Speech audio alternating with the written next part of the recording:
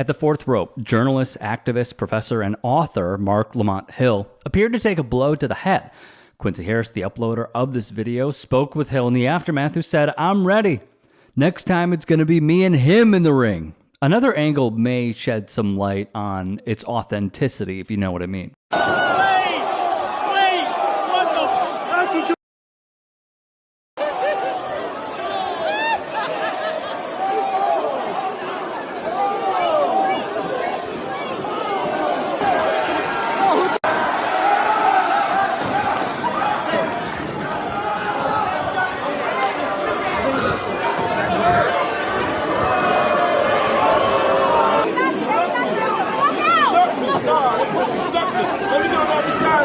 Watch as Hill goes down. The wrestler commits a tap to his head. Hill gingerly collapses to the ground with his arm being placed right underneath his head to brace for impact. Take that for what it's worth. Now look, this dude, Marc Lamont Hill, used to Confrontation. I want to ask you to take a step back, please.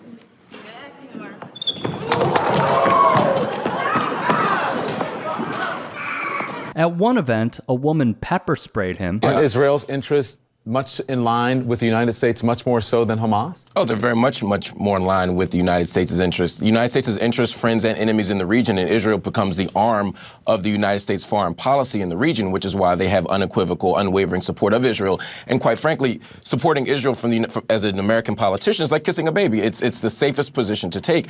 And of course, we want to protect Israel's right to exist. No one wants to see innocent Israeli lives lost. No one wants to see anything but the protection of Israeli lives. However, that can't come at the expense of Palestinian lives. And right now is an opportunity for the United States to exercise moral leadership and speak against this offensive siege that's being waged in Gaza. And that's my point. I don't want to see Israel lose its right to defend itself. I want to see Israel stop engaging in an offensive in Gaza. And also, it's important to say, and this is to Alan's point earlier, yes, Israel has a right to defend itself from outside threats, and he draws the comparison to what would you do if you were in the United States. But it's a very different circumstance. You can't, on the one hand, assume an occupation role and then treat it as a foreign power. Gaza is being occupied. The region is being occupied. You can't, on the one hand, occupy it and then treat it like a foreign territory, which is then launching threats against it. They have an international responsibility, according to Hague Regulations, Article 47, according to all sorts of international law, to treat Gaza very differently. That's the point. Just wrong. Alan? Just wrong. That's just wrong. Israel ended its occupation completely in 2005. That's untrue. And between 2005 and 2007. That's disingenuous. No, it's absolutely true. Well, let me respond. Hang on, Alan. Let me finish, why is it not true? Why is it not true? It's not true. Right. It's not true because there are international standards for occupation. They still control electromagnetic space, the airspace, the naval space, the population registry. Every single measure of occupation they meet, they satisfy all the conditions for occupation. According to the United States government, Israel occupies Gaza. Exactly. He did not allow Jeffrey Epstein's lawyer, Alan Dershowitz, to lie through his teeth on CNN in a video dated July 30th, 2014. We turn now to look at the ongoing controversy surrounding CNN contributor and Temple University professor Marc Lamont Hill, nearly a month after CNN fired him for giving a speech at the United Nations supporting Palestinian rights. So as we stand here on the 70th anniversary of the Universal Declaration of Human Rights and the tragic commemoration of the Nakba,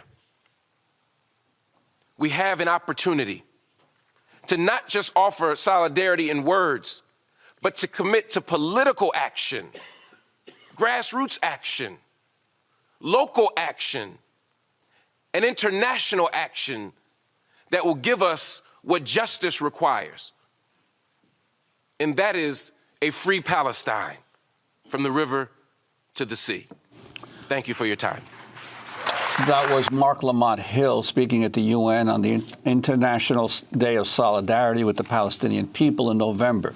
Just one day later, CNN dropped him as a commentator after conservatives and pro-Israel groups such as the Anti-Defamation League condemned his comments, calling them anti-Semitic. My conversation with CNN was relatively brief. I received a phone call, and I was told that the speech didn't match their values.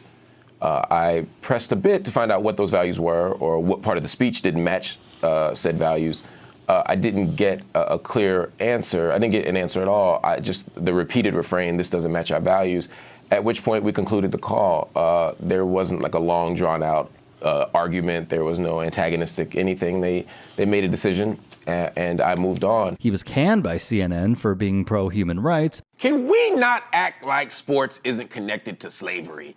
I mean, the NBA decided they were no longer going to use the word owner to talk about the people who own the teams. They're going to use the term governor instead. And white people, right on time, started white people and saying, oh my God, owners own things. I can't own my car. I can't own my house now. The world's going crazy. No, you can own things. You just can't own people. And yes, you're right. NBA owners don't go around saying, I own that player. They just act like it. Look at the NCAA. The NCAA is structured to exploit the labor of athletes. So by the time they get to the NBA, we've already normalized the idea that they don't deserve to have agency or control over their own lives or bodies. You had people like Donald Sterling with the Clippers who would walk through the locker room with his girlfriends and say, look at these black bodies while they were in the shower. You got Dan Gilbert writing letters to LeBron when he leaves Cleveland the first time, not acting like LeBron left the team, but like he left his plantation. That mentality, this idea that we get outraged whenever a player decides to go on his own and pick his own team like Kevin Durant did, or the idea that we get mad that somebody wants to make as much money as possible when in fact the owners make billions, enough to write those checks to the players who only get the millions.